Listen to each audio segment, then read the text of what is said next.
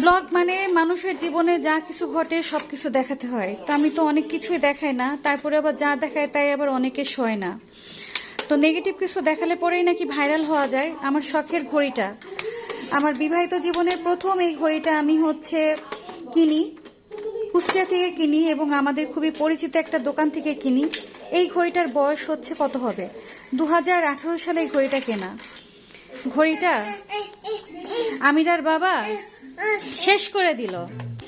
ঘড়িটার অবস্থা আজকে চূর্ণ বিচূর্ণ।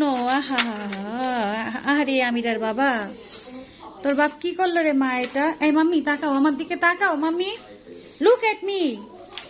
বাবা কি করেছে এটা? ঘরের পর্দা লাগাতে দিয়েছিলাম, বাকিটা ইতিহাস।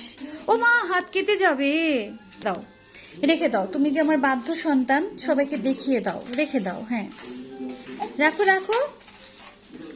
ও মা, রাখ, রাখো। হ্যাঁ রাখো। হ্যাঁ, পাচ্ছ না, চেষ্টা করছো কিন্তু হচ্ছে না। ইস ইস, এই তো মাশাআল্লাহ মাশাআল্লাহ। দেখো, তুমি কিছু বলতে চাও মা এই বিষয়ে? কিছু বলার আছে তোমার? কি বলার আছে এই বিষয়ে তোমার? বাবাকে বলো একটা ঘড়ি কিনে দিতে, বলো বাবাকে, বলো।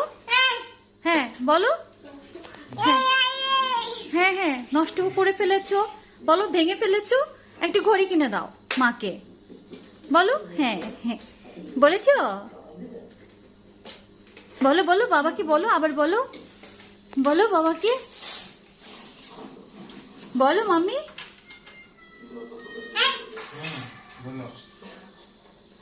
হ্যাঁ বলো, বাবা বলে ডাকো।